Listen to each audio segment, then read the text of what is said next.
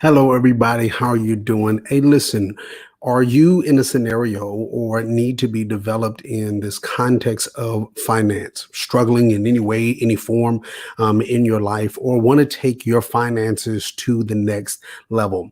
Join me in this conversation where we're going to dive in to talk about this aspect of finance, kind of going with the journey of someone that's in the financial piece of helping and developing men and women of how to be able to get where they are need to be financially. So if you want to be a part of this conversation, join in right now.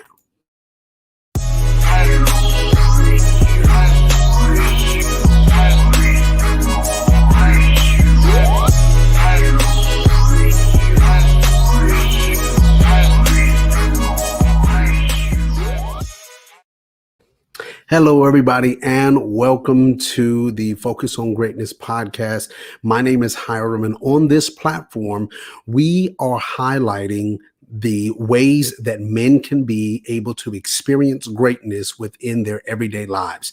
And today we're going to dive into another form of conversation that will help us to be able to guide and get to that place in our lives where we experience greatness financially.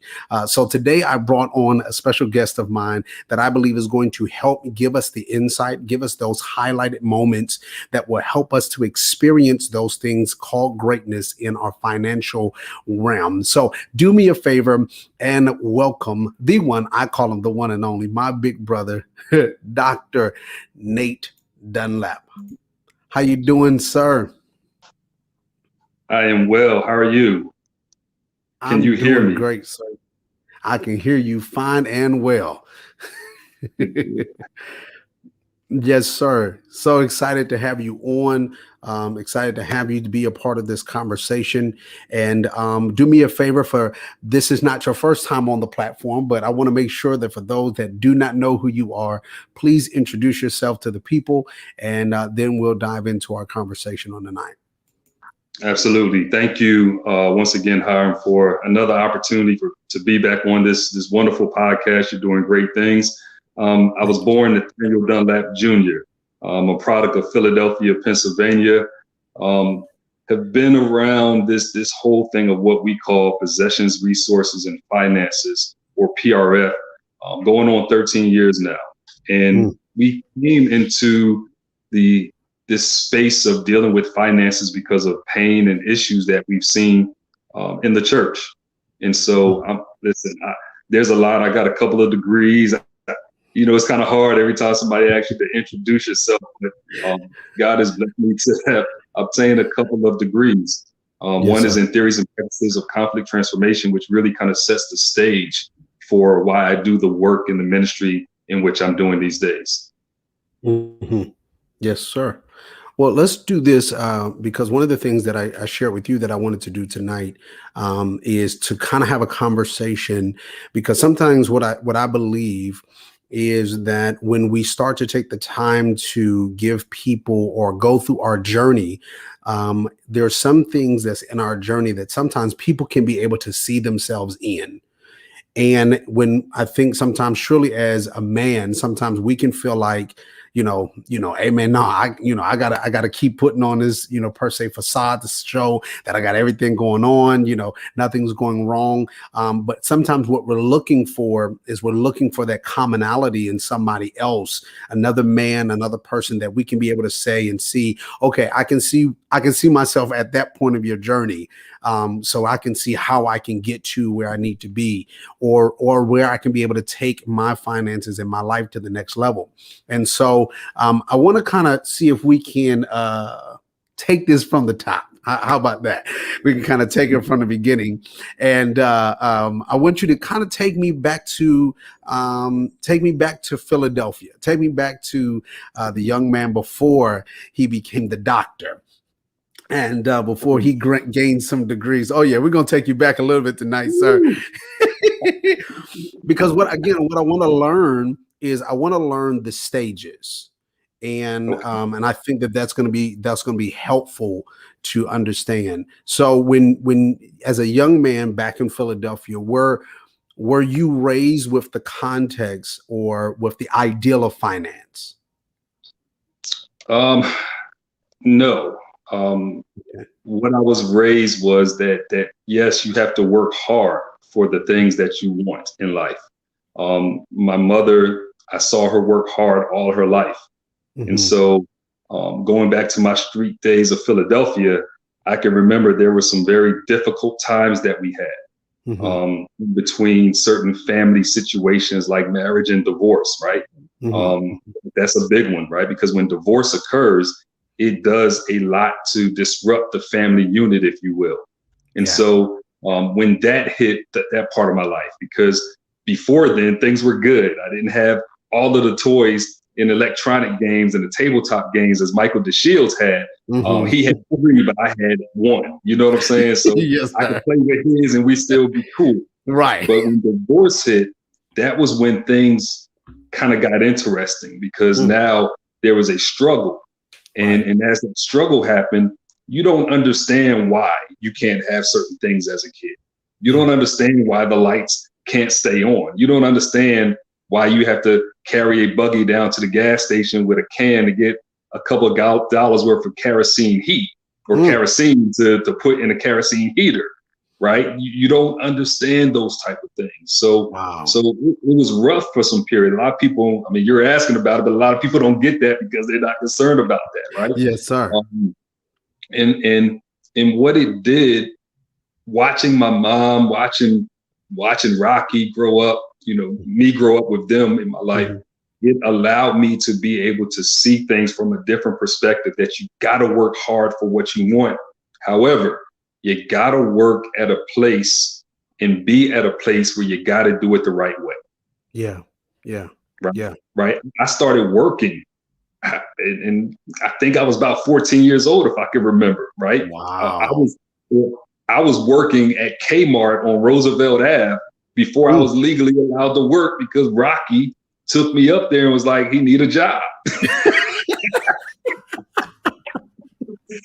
Yes, sir. That's some real talk. And Yeah. it wasn't that I didn't want a job. It Hmm. was I wanted some things and the funds were not there. But what was being instilled in me was we're not going to give you everything. Yeah.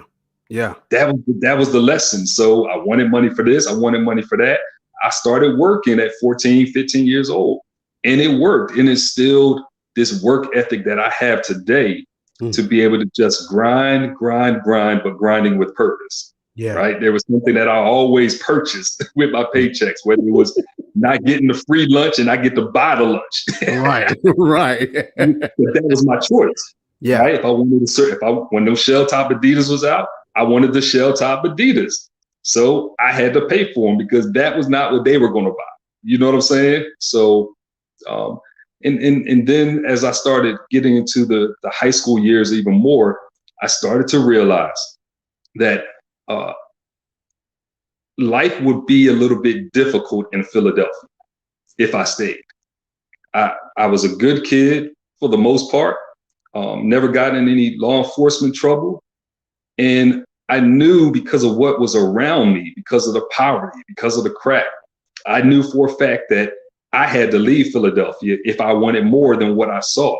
Because the reality is the things that we see frame and they shape how we approach life.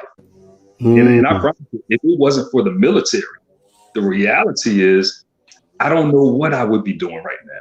I Right. probably would not be Dr. Dunlap, right? I Mm. probably wouldn't be the father that I am right now. I probably wouldn't have the understanding of diversity and culture if I didn't leave Philadelphia. Not saying that everybody has to leave, but I had to do it. I probably wouldn't have the wealth that I have right now if I had stayed in Philadelphia because I didn't have the the male factors around me other than a couple, but nobody was doing it the right way. Right. I'm Right. talking about, right? So when I say nobody was doing it right, I'm not talking about Rocky. I'm not talking about my dad. I'm talking the cats that was around me that wasn't living in my household. They weren't doing it the right way. So I Right. had to get into a place, and I know it was God's divine providence now, but I had to get into a place that was going to afford me those opportunities. And I'm thankful and grateful that I was able to make those type of choices and decisions. Well, this is just listening to that portion of your story. I can see how it has been able to make the changes within your life, and kind of set you up to where we are at this point. Set you up at this where we are at this level in this place where now we can be able to, now you're helping other people that was in the same situations, or dealing with the struggles or whatever they were dealing with. You're able to now help them because of where you were. And so we're going to dive deep in that, because I want people to kind of understand, even when we get into that part of it, understand the string, or the lining that taps into your heart when you see people struggling. Surely in some sense, when you would think that they either shouldn't be struggling financially, where they should be in a different posture and a position financially, or is just the fact of they just don't know yet. You know what I'm saying? They have not been able to, you're good. They have not been able to, they just don't know the information or whatever they need to be able to get out from where they were or where they are in that specific area. Now, this is one of the things I wanted to ask. Now, when seeing what you saw, as being raised the way you were raised, and the struggles that you went through and that you've seen even as a young child, being forced to work in some sense at the age of 14, all of those put you, I would say, in a certain posture. It puts you in a certain posture. The other day, and this is no form of shade or anything for people that work at like fast food restaurants or things of that nature. I'm just really just sharing this storyline because I think it goes. The other day, about a couple of weeks ago, matter of fact, me and my boys, we were going to McDonald's. We pull up in the drive-thru like we normally do. Pull up in the drive-thru. We order our food and all of that. And so when we get to the window, you go to the first window, you pay. Then you get to your second window is when you pick up your food. But when we get to the second window, they have a sign on the window. Mm-hmm. And on the window, it says, "We're hiring." It puts on there how much they're actually paying you per hour. They have the person that will be basically cleaning up the plate. They have their price per hour, and they have the other person's price per hour. Mm. And I think it was like $12, $10, $12 an hour. And so my oldest son, Jawan, he looks at it and he says, "Dad, they're only going to make $12 an hour. Nobody can live off of that." Wow.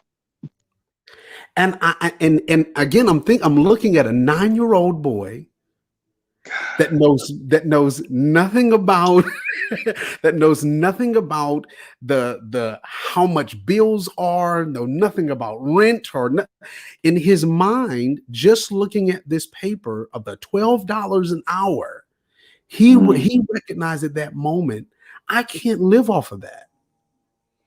So in my mind, these type of conversations, even like what you're sharing, it shaped something that now is going to change the way that he looked at life, the way that he looks at working, the way he looks at finance from this moment on. So it gave me an opportunity. Now let's talk about money. Let me break this thing down. Let's take and I took how many hours they are in school, and I multiplied it by how much that person would make. And then I showed him how much you have on a monthly. Okay. And then I said, that's not all you're going to make, actually, because then the government got to get their money. So how much you actually getting is going to be less than that. Let's just estimate about almost $150, $200 less than what you just worked for. He's like, oh, nobody can live off that. Gosh. And so thinking about even your storyline, you were set in a place in your life where you understood, okay, the only way this is going to work is I have to work. Mm-hmm.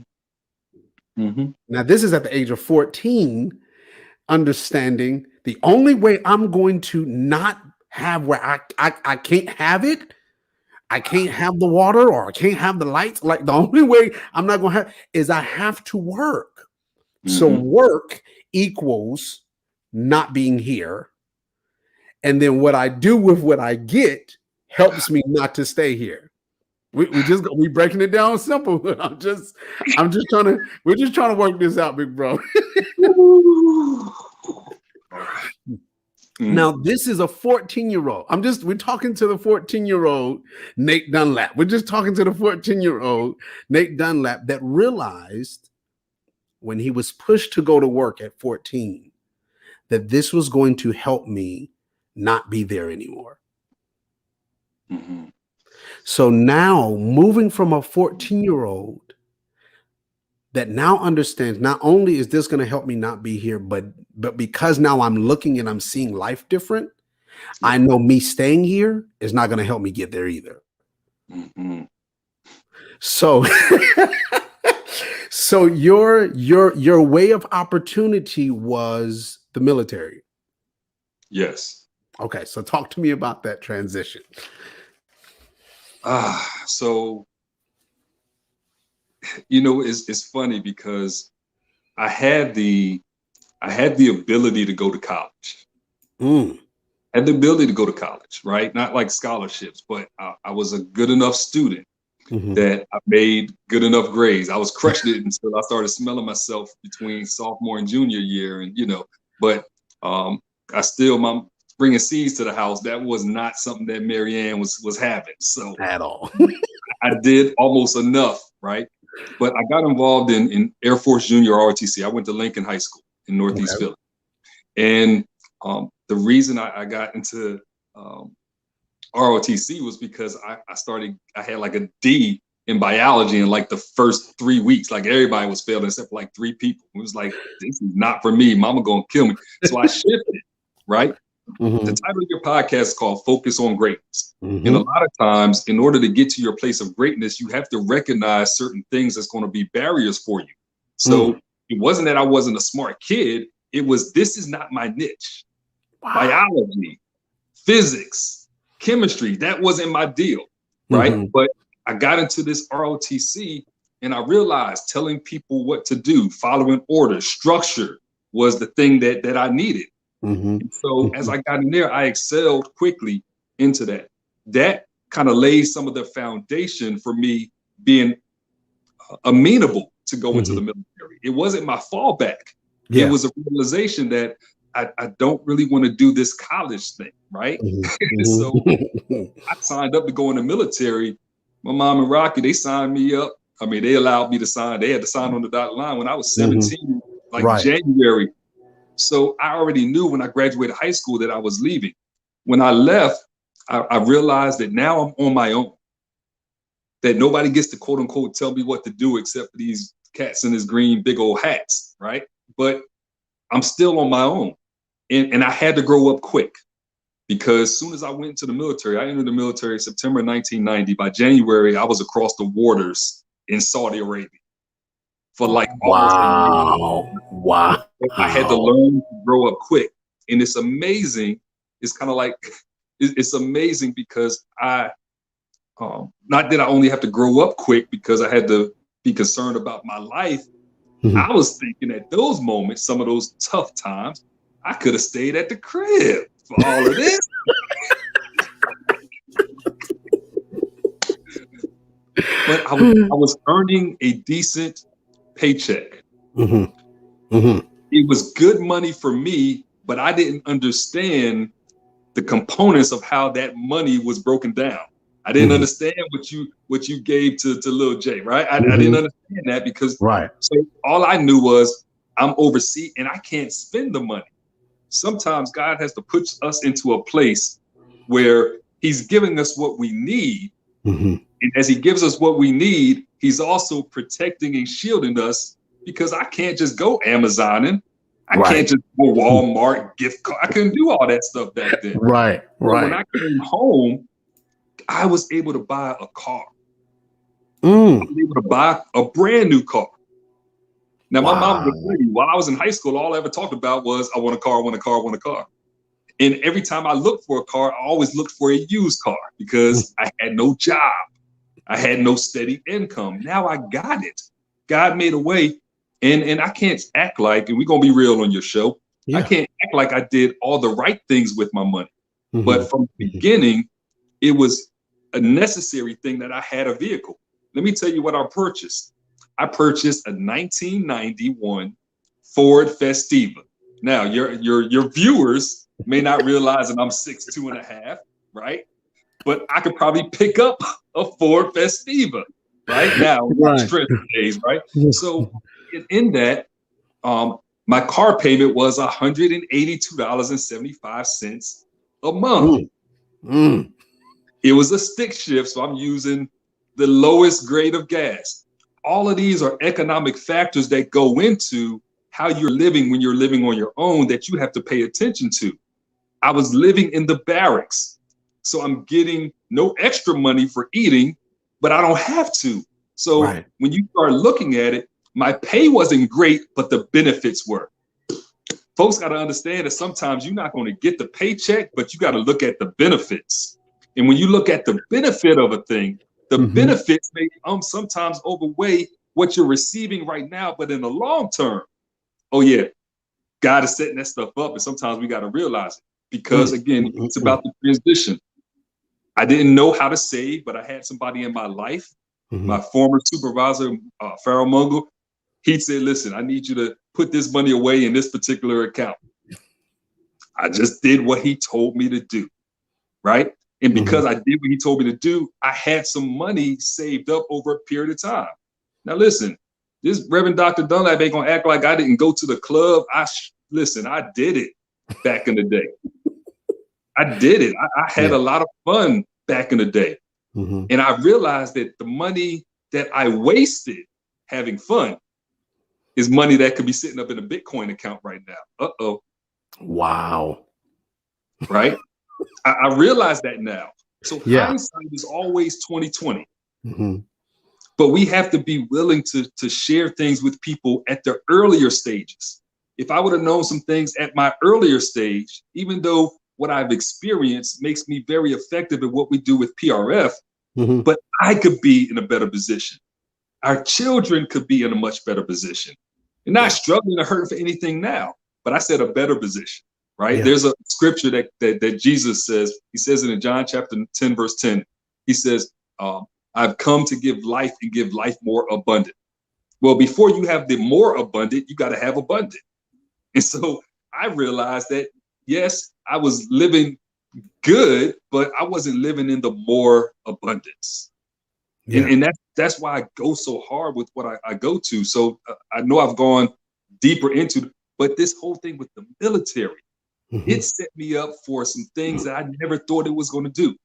Because even though I didn't want to go to college, because we didn't have the money, because my parents didn't put away for college, because they couldn't afford to put away money for college, because they weren't knowledge about the college 529 plans if they were around back then. Because those things didn't happen, it became on me.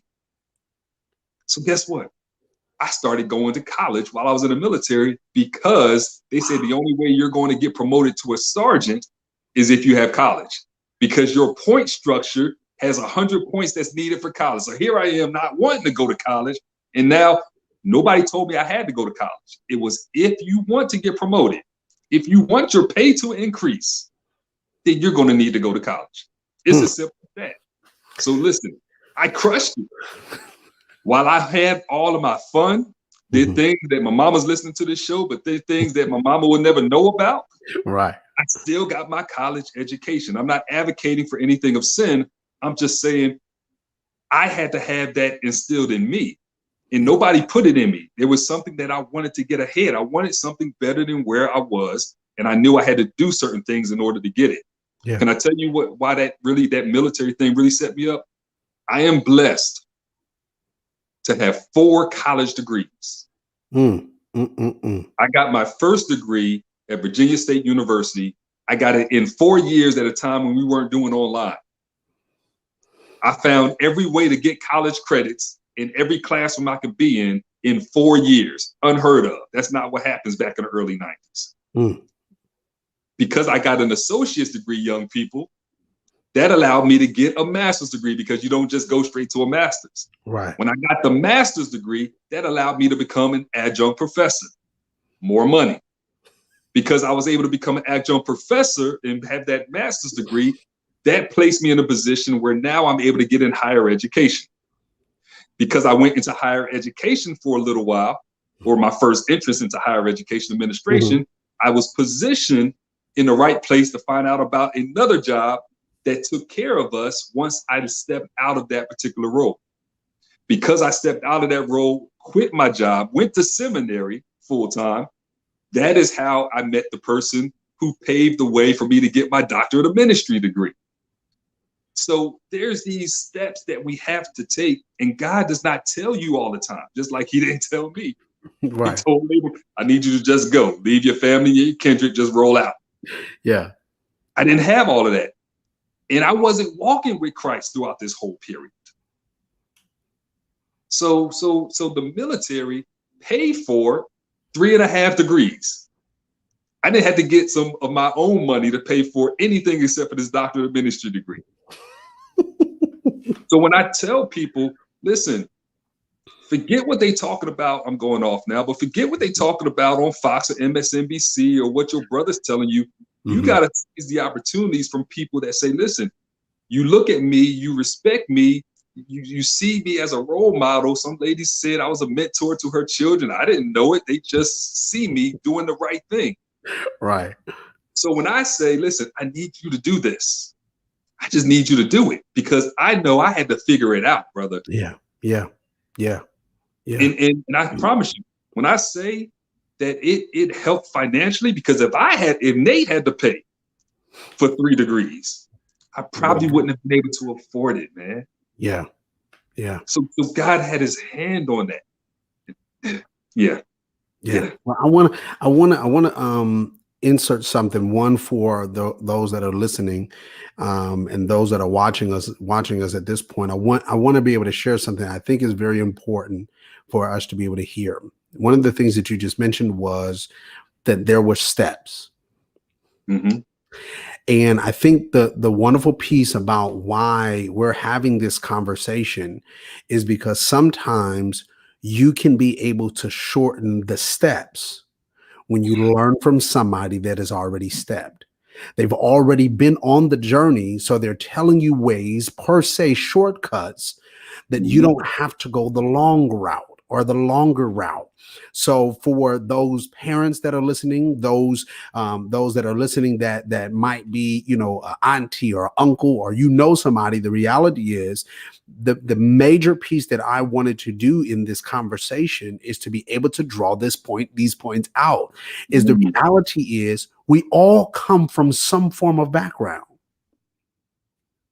Either you are in, you have been blessed to be able to, in a family that had wealth and you were able to start off a certain type of way, or you were in a situation in a family where you didn't start off, having everything laid out before you, but you had to work for it. No matter what, both moments still have opportunities that you have to take advantage of.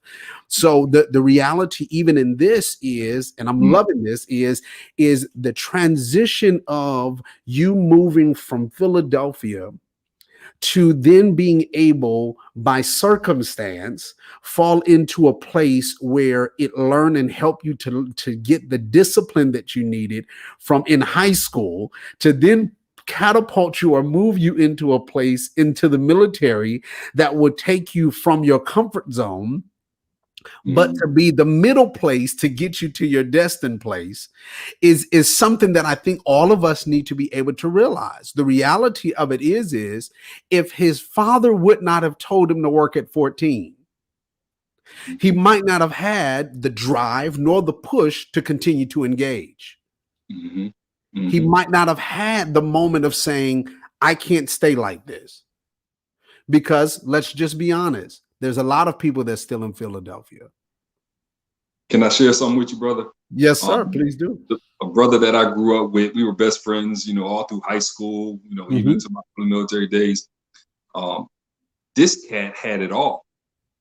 Now his father had passed away when he was a child.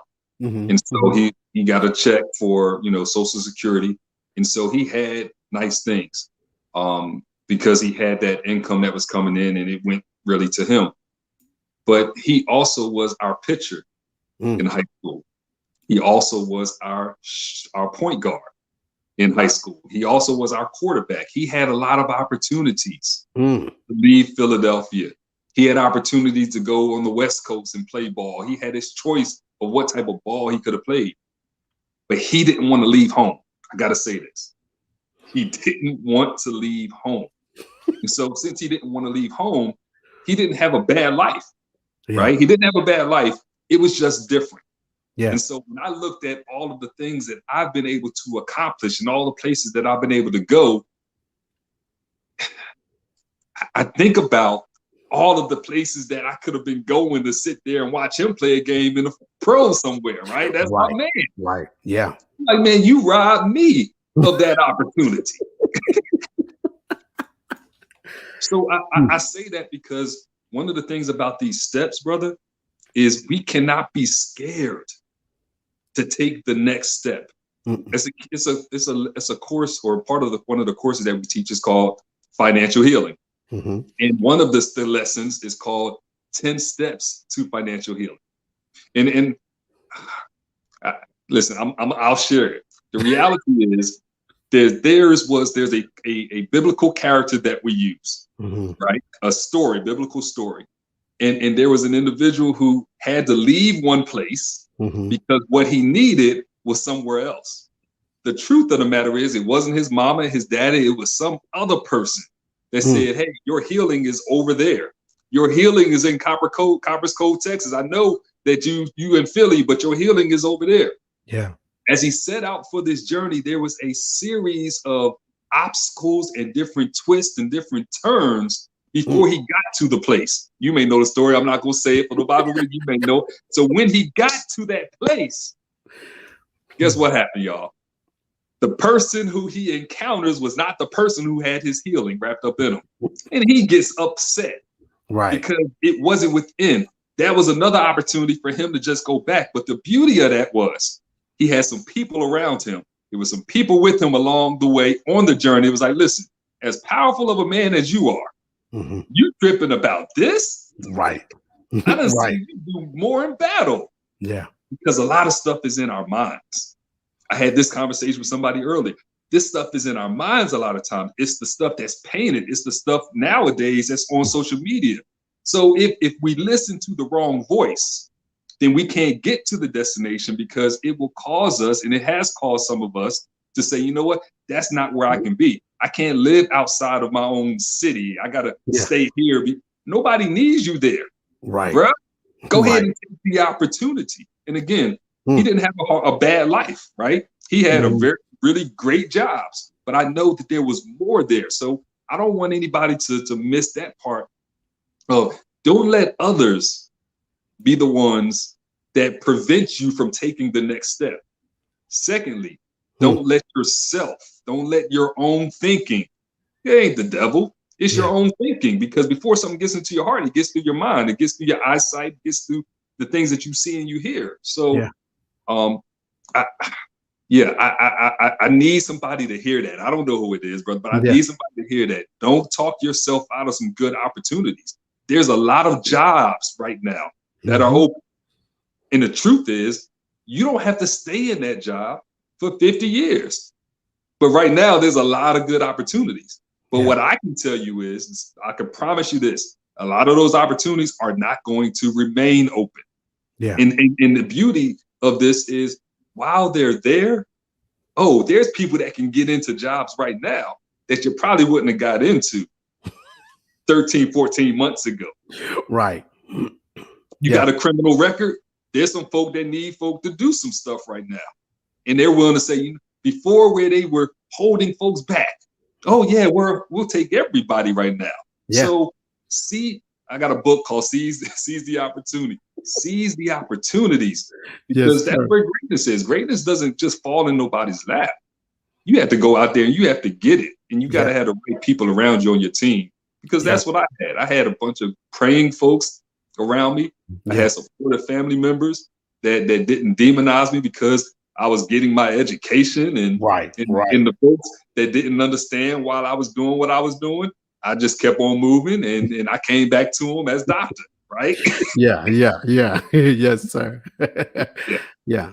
Now, what I want to do, I really want to take a moment to it's so much I want to say, but I want to take the moment right here for those that want to get more information from Dr. Dunlap and from the Institute of People that he has that help people with their finance to help get them.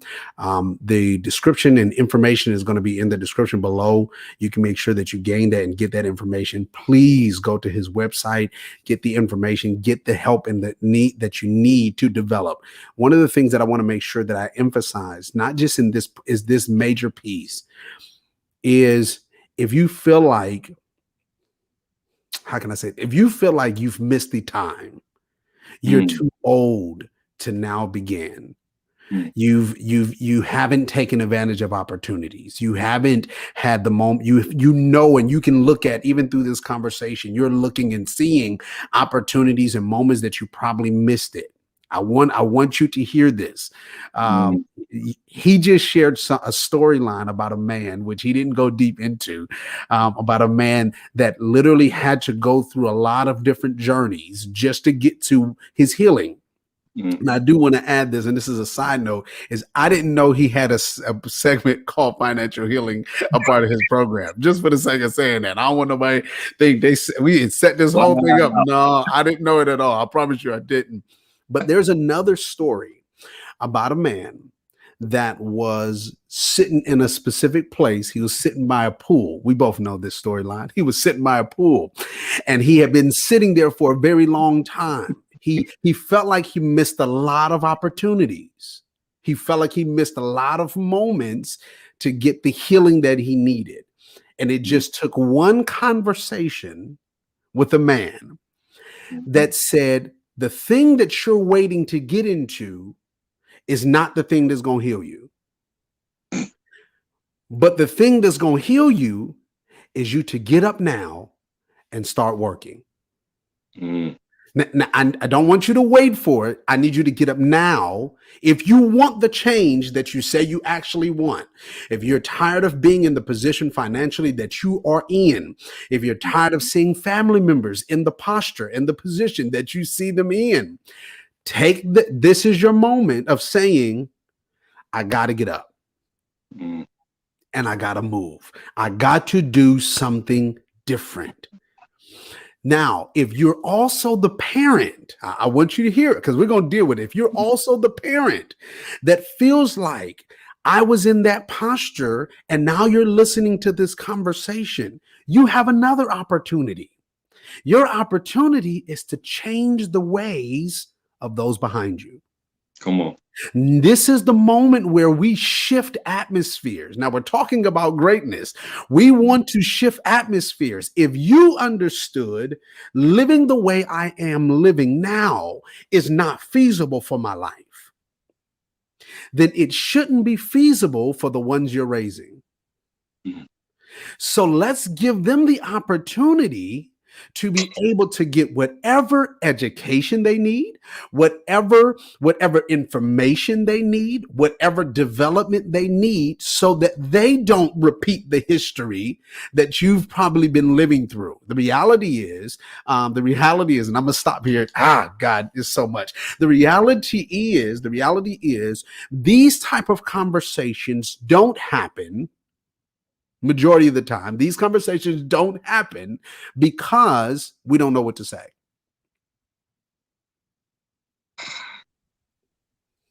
We don't know what to tell you. We don't know how to tell you how to heal it. And we're telling you today on this conversation, the way you heal it is get up and do something. I'm just, it's as simple, it's not complex. I ain't asking you to get a 10-point bulletin and create. No. Just do something different. Do something. For example, this is simple. And then I'm gonna let you say something, but this is simple. One of the things that me and my wife did, we started this probably a couple years back because we had gotten tired of seeing that we wasn't able to save money like we knew we could. Let's just be honest. We also started to really look at our spending of how much money, not to your bills, no, how much money we blowing on fast food restaurants, on your snack fund, like just all this extra stuff. We just really started realizing it. So this is what we did. Something simple. For the first 3 months of the year, for the first 3 months in the beginning of the year, we lock it down. No fast food, no extra spending. Only thing we're doing is taking care of the house and if an emergency come up. But other than that, we got everything we need to take care of our day to day. And we're going to do that for the first 3 months. And then what we're going to do is that money that we normally was blowing, we're going to take that money and save it. It ain't complex because the reality is you blowing it anyway. So that means if you're blowing the money, you got it. Again, this is simple. This is simple, big bro. This is simple. So if you got it, that means you can save it. And if you can save it, that means you can change the way you've been living. And that means you can change the future of those that's behind you. Go ahead, sir. Last time we was together, it was like this. So let me hit on education. You said something very critical about education. Yes, sir. I am one who pushes away from this notion of financial literacy, because what that implies is that you are financially illiterate. And what I found is that most people are not financially illiterate, right? Most people know how to count. Most people know if they got more coming. Those basics, we're beyond that. That's why what we do in our ministry is about stewardship. Stewardship education is the key. It's no longer about teaching people to save money. That's important. We covered it. But it's about, how do you understand that what you've been given is a portion of everything? You can be making a whole lot of money at your job. Yeah.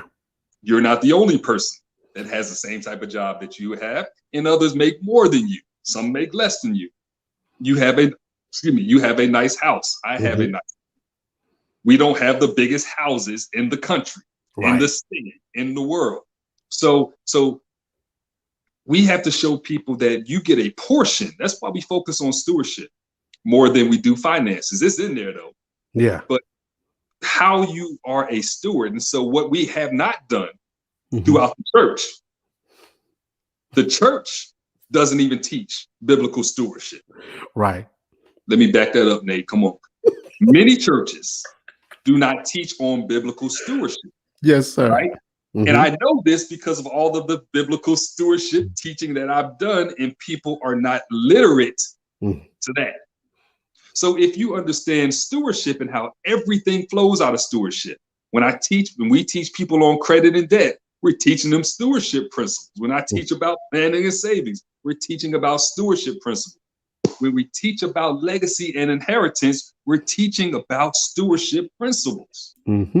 So for us, church folk, pastors, elders, bishops, apostles, whatever your title is, if you cannot get it through your heads that what people need is stewardship education, and not so that they are a benefit to your church, but so they're a benefit to the kingdom, then all of the helping you to understand about your investments and helping you to understand about stock, all that's for naught, because that's not going to last.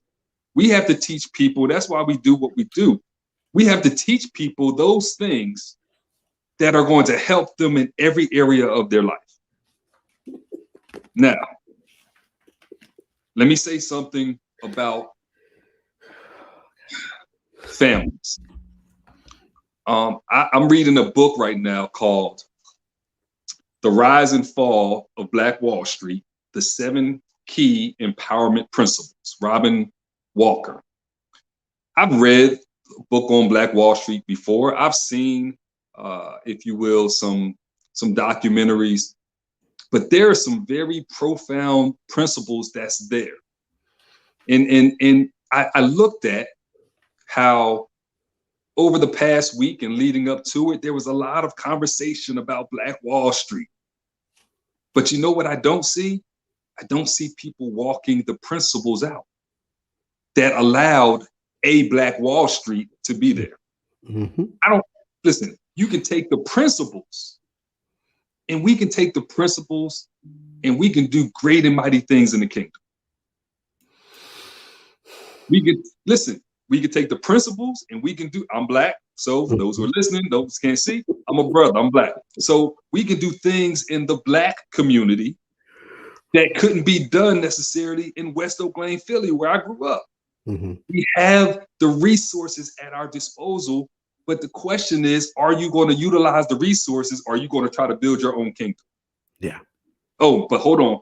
If you already built your kingdom, one of the hardest things to do is to tear down your own kingdom. Nobody wants to tear down their own kingdom. You've been building this stuff up as your own kingdom for the last 13 years, Dunlap. And now here come by somebody giving you the principles and you know it's of God, but now you got to break it down. But hold on. Now that's going to affect your personal household. Yeah, I'm sorry. Because you should not have had it in the first place. It's a stewardship principle. I teach, one of the principles we teach in stewardship is you can't manage what God didn't give you. That's one of the 5 principles we teach in stewardship. You can't manage what God didn't give you. Why do we say that? Because people can get things all day long, but that doesn't mean that God gave it to them. If God gives it to you, then that means that God is also giving you the ability to be able to manage it. When God gave what he gave to Adam, he didn't give him the garden east of Eden and he could not hold it. Adam didn't get thrown out of the garden because he ain't know how to manage the doggone garden. It was a whole different story if you go back in the book of Genesis. So God has created us with this ability. He's created us with the power to gain wealth, not riches, difference. But he's given us the power to gain wealth. Now watch this. I'm gonna be quiet after this. The Bible says, Proverbs chapter 13, verse 22. Some of us may have heard a good man leaves an inheritance for his children's children. I'm getting to the family piece now. I speak a lot about legacy and inheritance. That is super big for me. Yes, sir. Here's the reality. If you don't know about that, then that means you need to gain some information, gain some knowledge, gain some wisdom in order to be able to put those things in place for your family. Now, watch this. Most people don't know what the rest of the verse says, and I'm not going to call nobody out. But the rest of the verse says this. And the wealth of the wicked is stored up for the righteous. That's the rest of the verse. So if the wealth of the wicked is stored up for the righteous, same verse, then it just seems like it's necessary, and it seems like just even the right thing to do. Even if you ain't got the whole revelation of this thing. That if the wealth of the wicked is stored up for the righteous and the good man leaves an inheritance for his children's children, then in order to leave an inheritance for his children's children, you have to have something to be able to leave. But maybe you don't have what you need to be able to really leave to your children's children because the wealth is stored up for the righteous. The wealth of the wicked is stored up for the righteous. Why is it stored up is the big question. Proverbs don't ask all those questions, but I do. Right. Right. Yeah. Maybe, just maybe, and I believe this, I'm just throwing it out this way. Maybe, just maybe, the reason the wealth of the wicked is stored up for the righteous is because the righteous is not ready to receive it. Listen, if you have a problem saving money, do you really believe that God is going to release the 100,000 or the $1 million Columbia sweepstakes, whatever that thing is, into your hand? He may, but the likelihood of that is like, why would God do that? Right. Right. So we have the ability to get things, and God is like, listen, I'm ready to release to so many of us. I need you to get positioned. the truth of the matter is, and I'll be quiet after this, for those of y'all who watch baseball or even basketball or even football, if you're playing a sport like that, and you're on the receiving end, you're waiting for the ball to get thrown to you, right? Wide receiver, catcher in a baseball game. And if you're standing in the wrong position and the ball busts you in the face, then you can't be mad at the pitcher. You can't be mad at the quarterback. You can't be mad at the point guard that you got smacked in the face with the ball. Right. Everybody will tell you need to have your hands in position to receive the ball. You can catch it with your hands, you can catch it with your face. What happens when you get hit with it in your face? You got to come out the game because your nose is bloody and they're not going to let you play with a bloody nose. That's not the way the rules go. So it only makes sense that we get ourselves positioned. And we talked about this stuff last year, Hiram. We dealt with kingdom preparedness in April of last year. But a lot of folks are so looking to get back to a normal place that was dysfunctional even before COVID-19. It was dysfunctional for people to be living, not being able to make the money that they need to be able to make to take care of themselves and their families. That was not, people were working, but that's dysfunction. We are too rich of a country, and the believers, we are definitely too wealthy for folks to be going through what they're going through. Right. I'm done. Got my back sweating over here because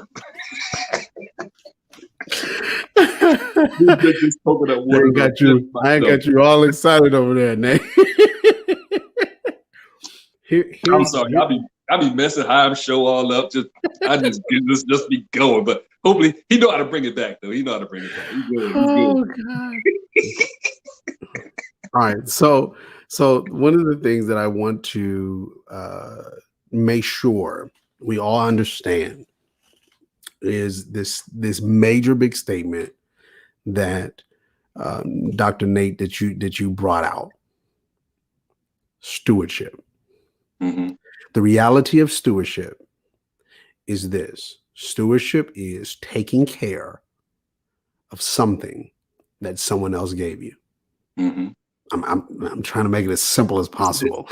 It's taking care of something that someone else gave you. Now, here's what makes stewardship more powerful.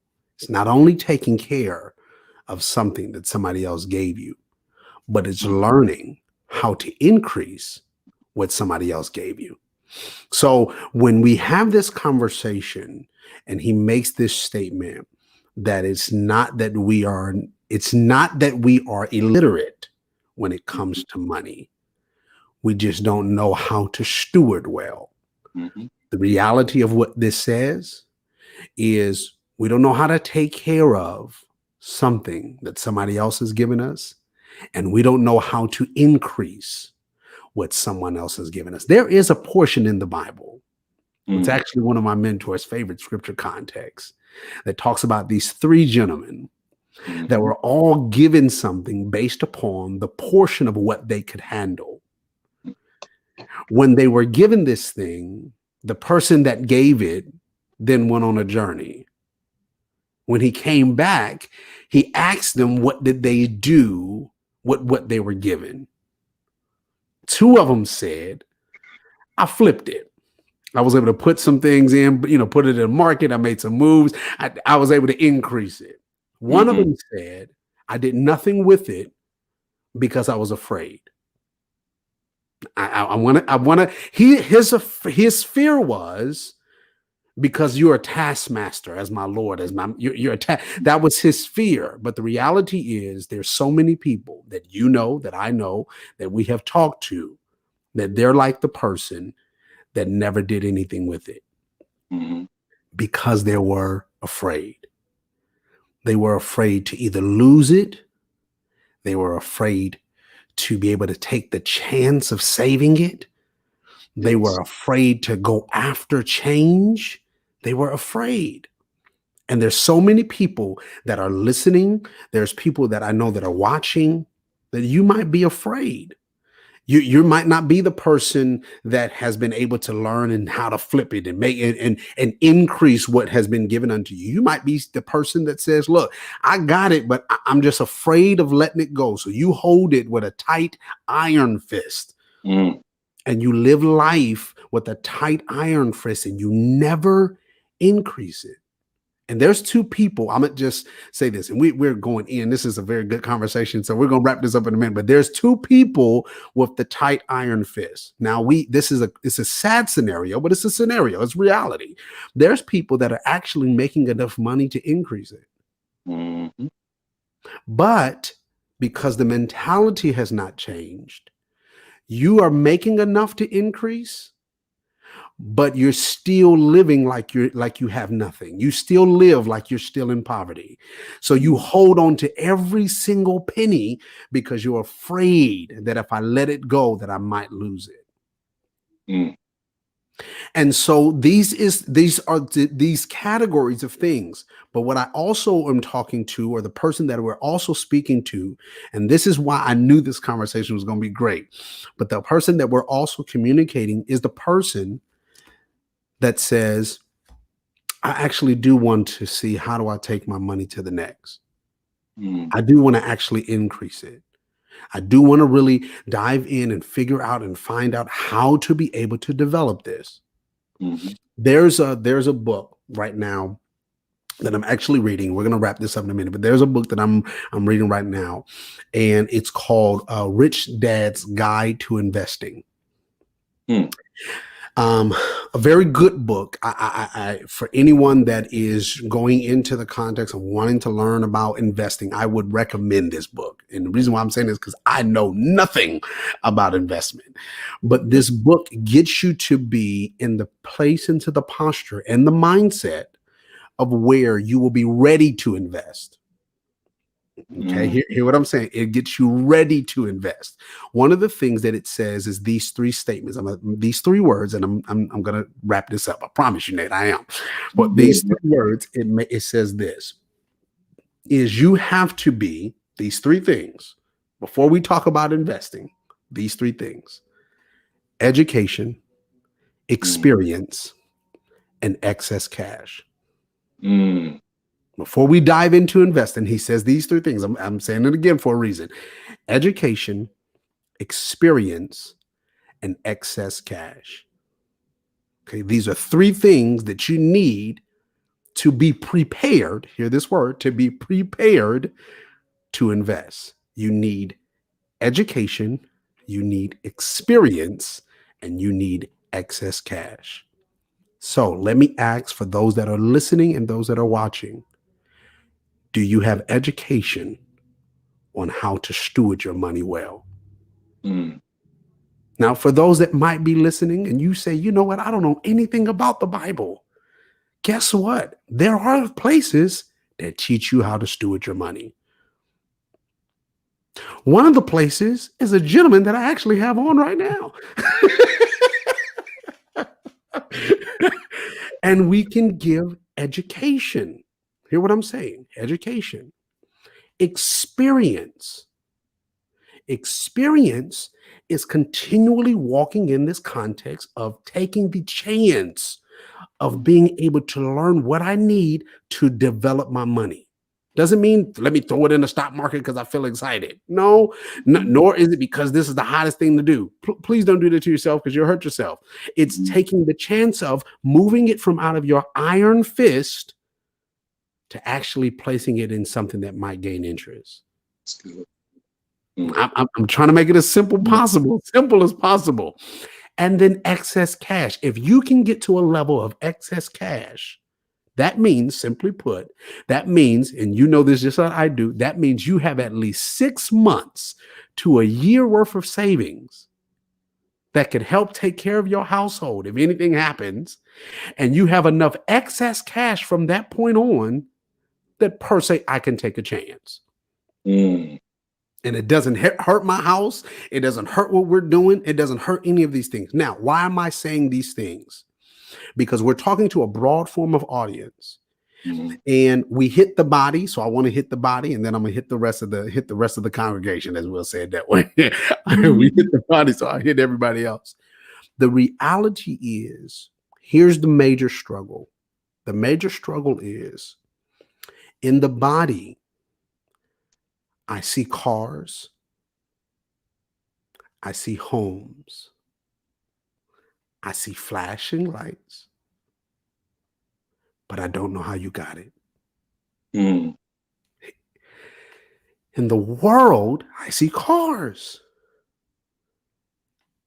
I see homes. I see flashing lights. But guess what? They take their phones and they show me how they got it. I don't know a lot of people that's on saying, now there are some, don't get me wrong, there are some, we know this, there are some that say, I am a believer. Let me tell you and show you how to be financially ready for your life. But the majority of conversations, the majority of people that I have viewed and seen on YouTube and all other forms of sites, are people that say, I don't per se believe what you believe, but I can teach you how to get there. Now, why am I saying this? I'm not bashing on any side, but this is what I'm sharing. There is a statement in the scripture. We're talking about stewardship. We haven't left this context. There's a statement in scripture, and you know this, where there was a steward that was in trouble.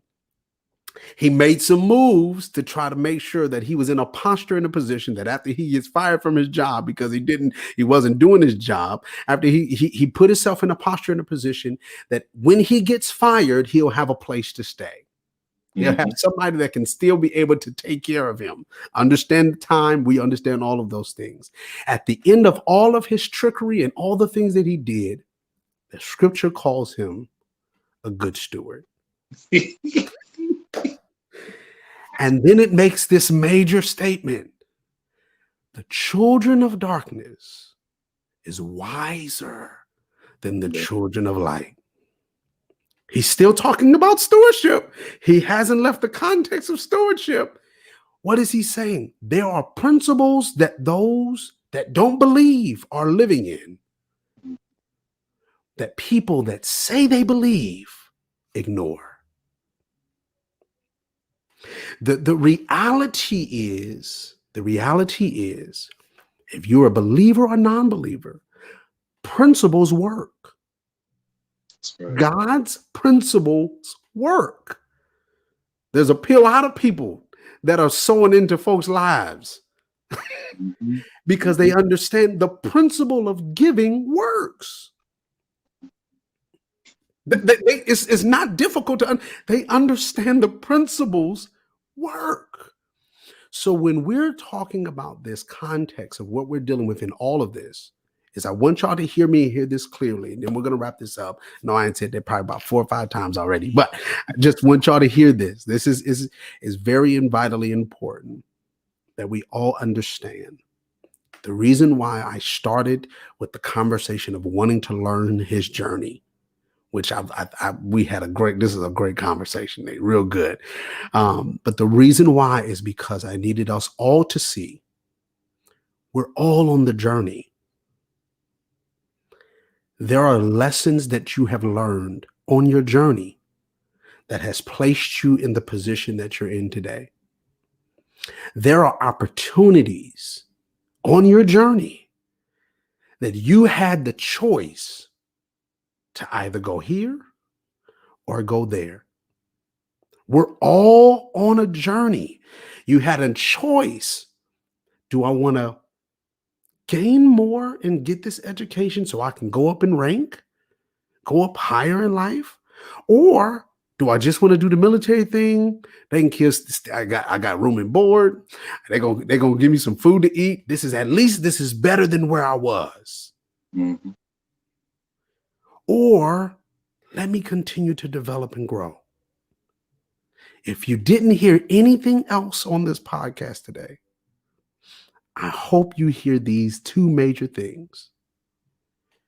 I want you to develop in your stewardship. Mm-hmm.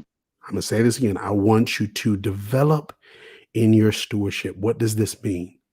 Take the time to see, what do you have in your hands?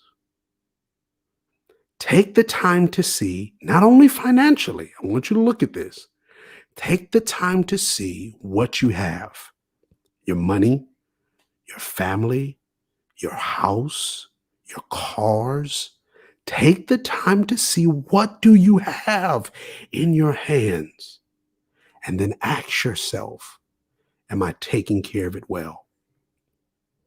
And if you can truthfully say, no, I'm not, then let's develop it.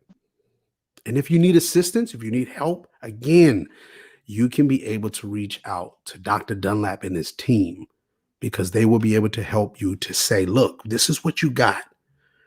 Let me help you develop that. Let me help you help you to see or show you how to steward that well. So thank you again, sir. Yes. As always, we could probably go on and on and on, because this conversation is getting better and better as it goes on, and going deeper and deeper. But that's really what I want. I really want people to understand that finance is not really difficult. The hardest part of finance is just changing your mindset. So, last words before we go, and then I'm gonna ask you a question before we get off, and then we'll go from there. Yes, sir. Man, you said a lot. You said a lot. Yes, sir. And I'm gonna just say that it's really crazy how you didn't even know, because I don't talk about the financial healing course, right? That's not what most people come for, right? So that story you told, that's in the other lesson.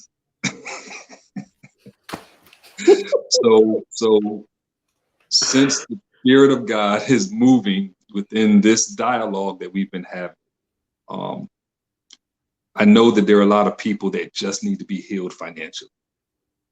And financial healing oftentimes becomes a precursor to a lot of other things. One of the things that I tell pastors that say, Dr. Dunlap, can you come in and teach on tithing? Can you come in and teach on this? Why?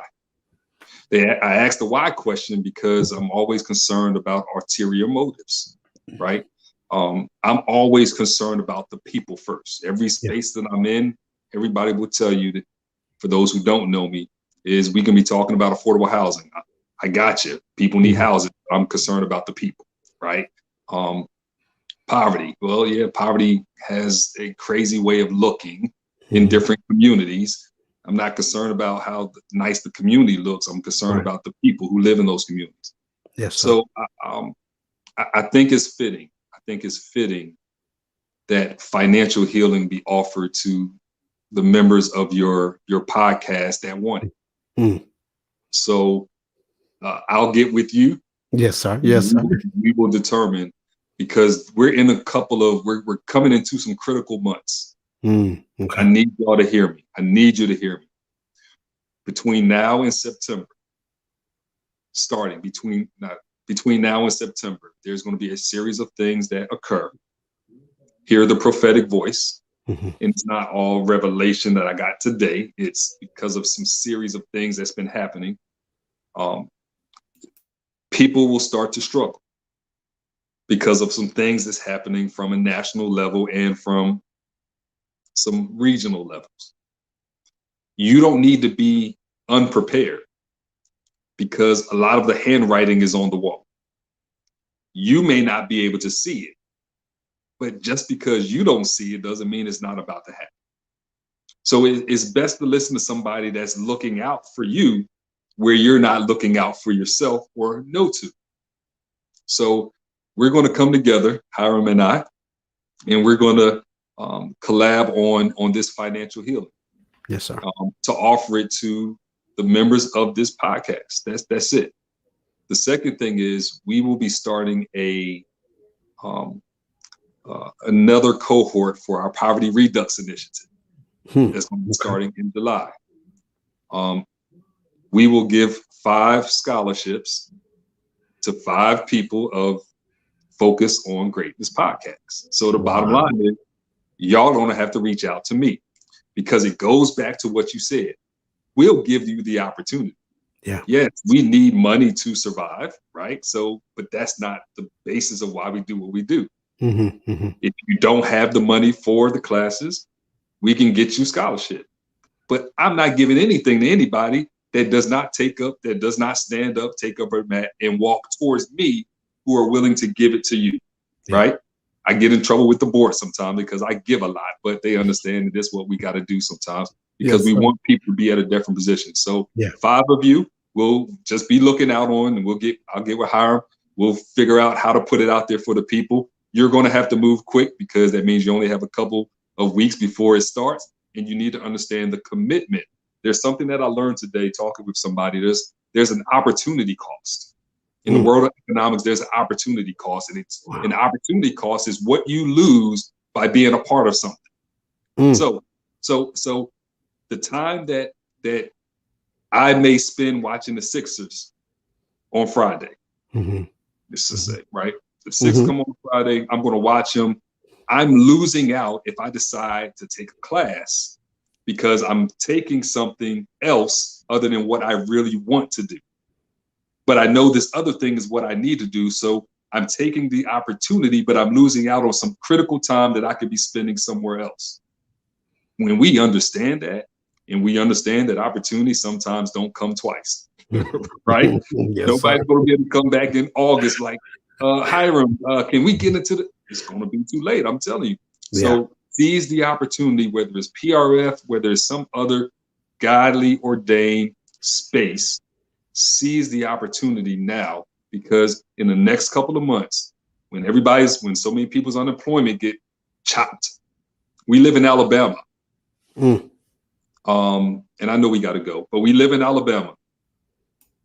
Our governor has decided that she wants the extra money that's coming from the federal government to stop. It's going to happen in about a week or so. And it's crazy that Georgia's doing it too. That's right next door to me. But what's even crazier is the fact that the federal government is not cutting the faucet off until September. But you're going to cut it off early. So if you live in Alabama and you know the work that we do, and you know you're not positioned, then you probably need to be looking to see when they're going to cut the faucet off in Texas. Because once it gets cut off, it's not going to be a snatching the rug up under anybody. If you see me with my hands for 3 months, 2 weeks, a month on the edges of the rug, and you're standing on it, if I'm holding the ends of it up this high, you got to know that it's about to get it. Other than to pull it from up under you.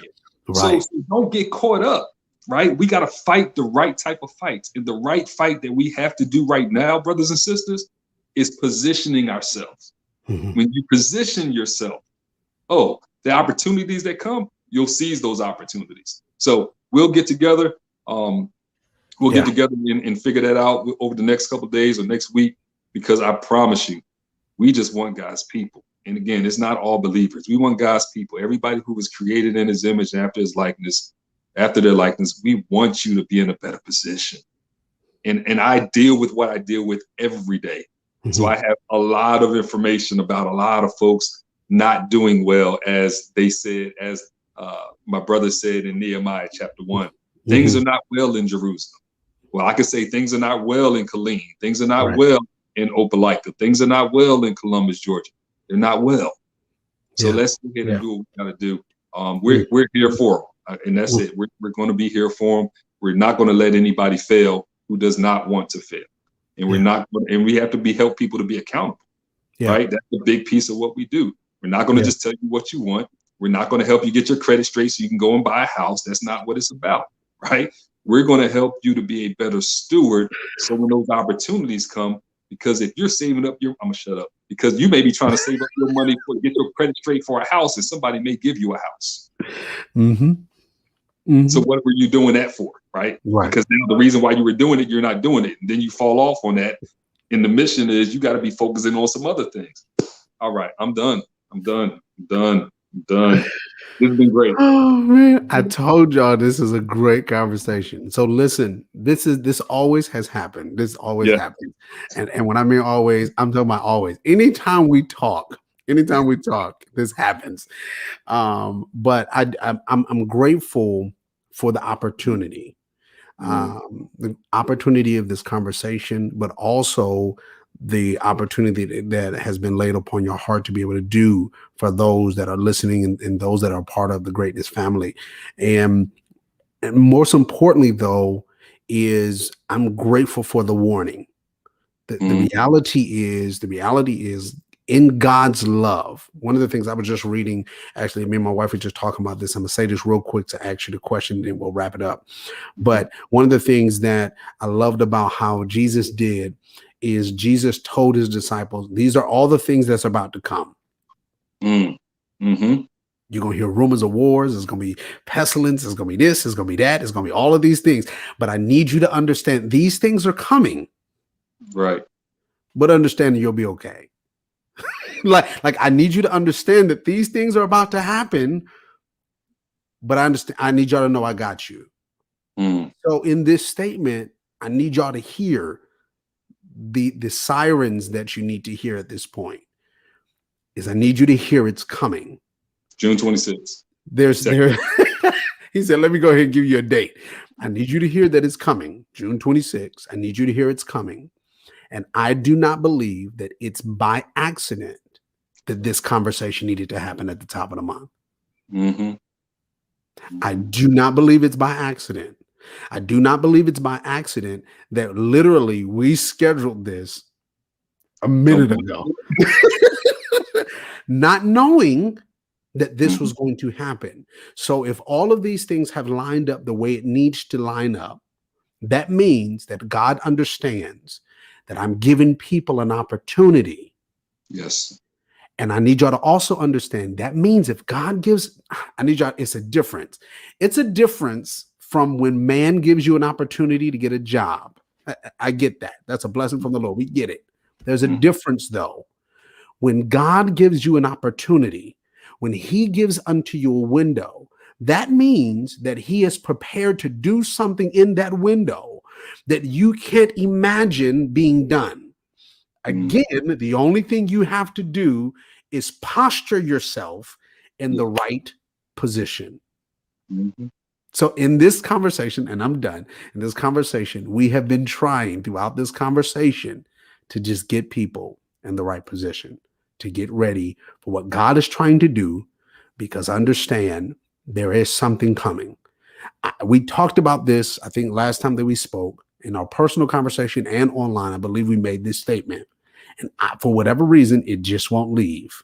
And it's constantly coming back.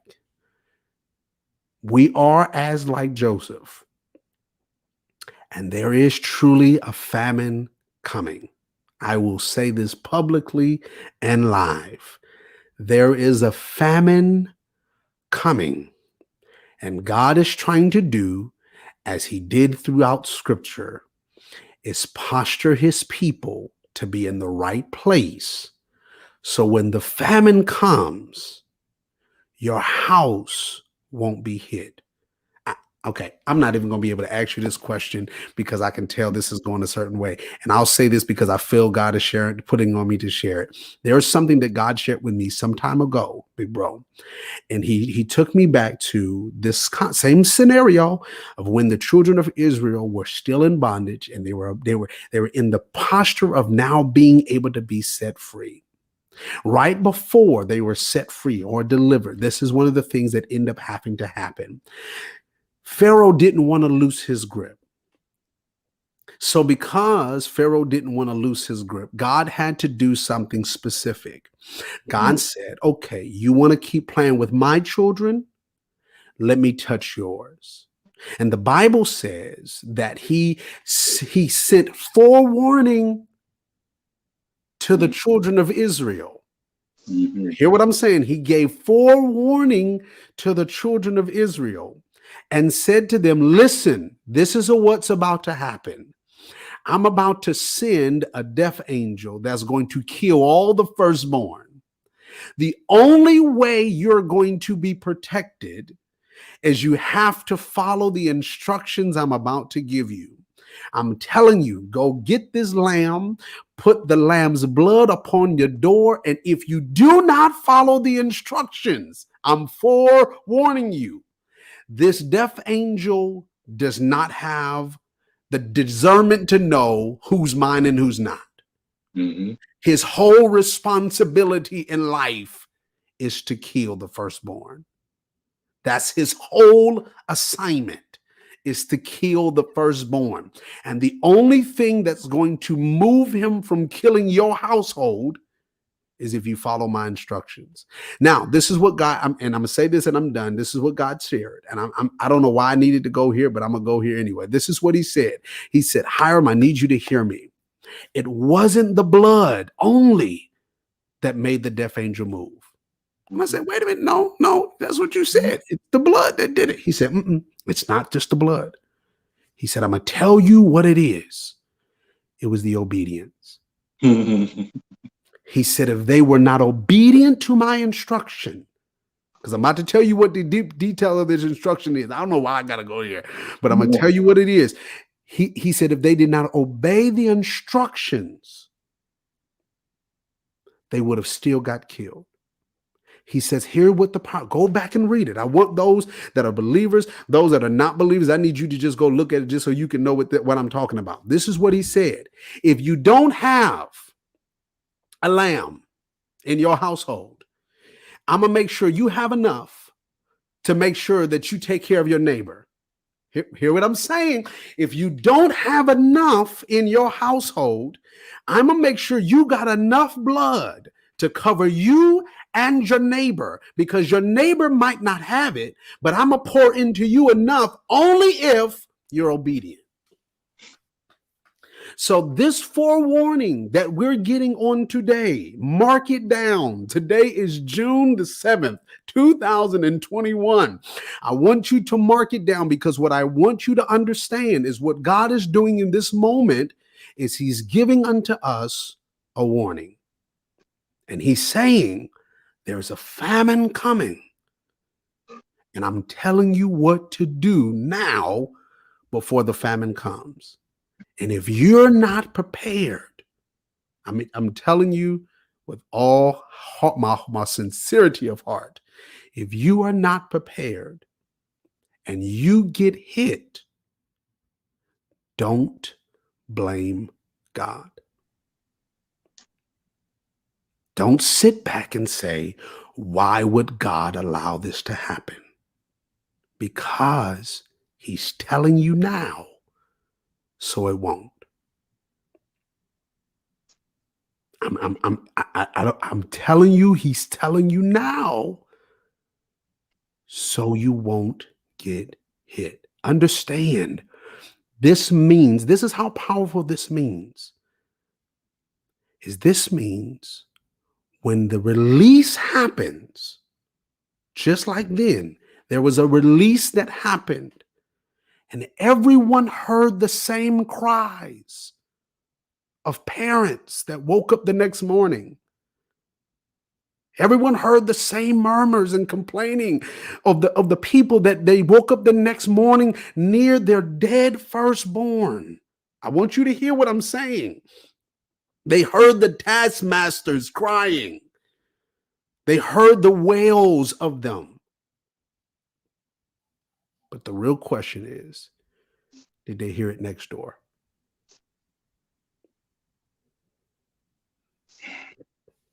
And I don't want it to be said that it happened to you.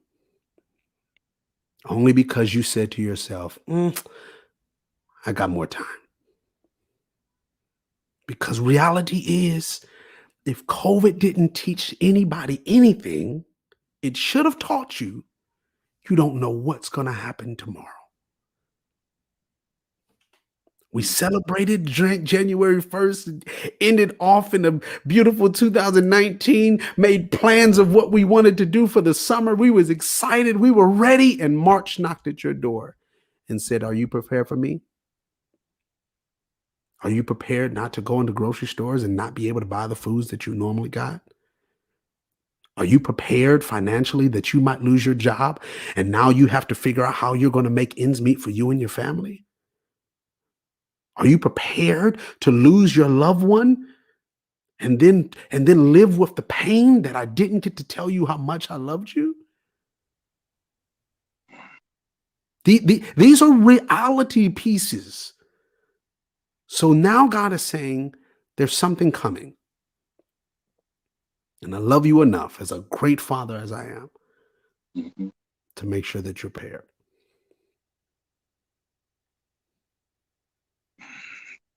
So with all this being said, I told you we can go on and on, but with all this being said, please take advantage of the opportunity. Again, I say, please take advantage of the opportunity. If you feel like, hey, look, financially, I'm good. I got it going. I promise you, you know about 5 to 10 people that don't. And you need to send them this podcast so that they can be able to hear this conversation and take advantage of the opportunity. And I'm going to show everyone and let everyone hear this. The window is not long. So please, I'm begging you, please take advantage of this opportunity.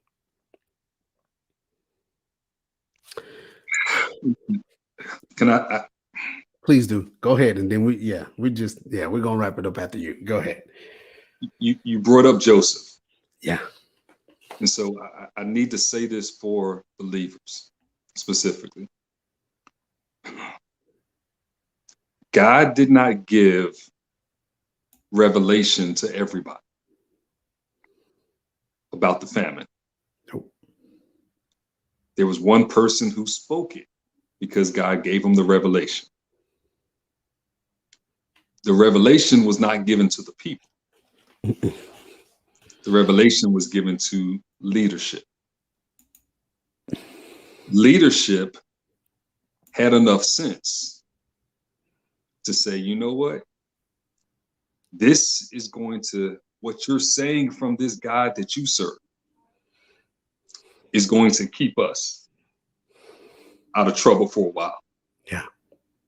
The leader did not want to hear that they were going to have a famine. It doesn't matter what you want to hear, leaders. What matters is what God is trying to get through to you so that you can take the necessary steps. Now, although that was not what Pharaoh wanted to hear, he recognized the wisdom of God in the messenger. Yep.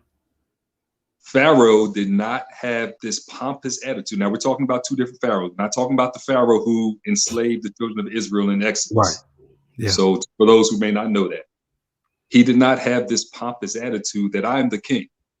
I am the Pharaoh. This is going to save the kingdom.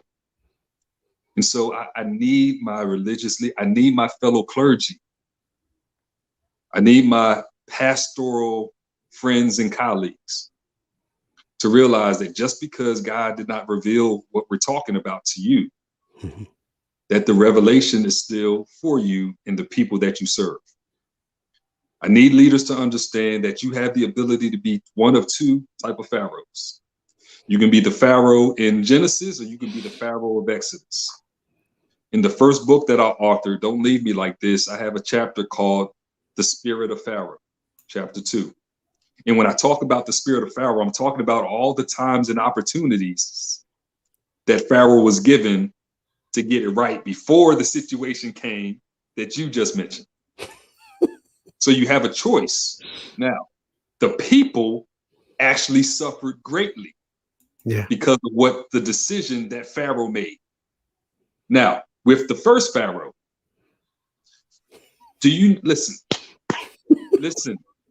Listen, y'all.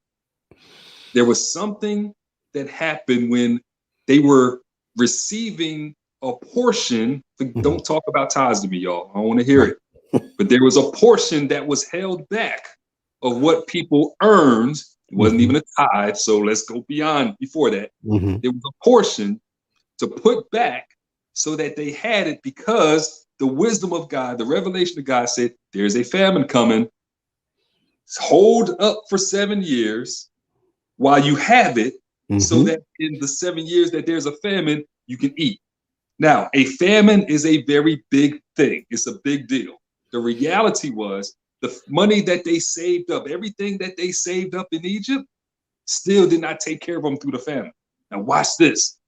When the famine struck, y'all go back and read it, just like I'm going to say, like, just so you can understand what I was talking about. When the famine struck, the people went to Pharaoh and said, we need something to eat, paraphrasing, or lest we die. Now, he knew that they had put something back.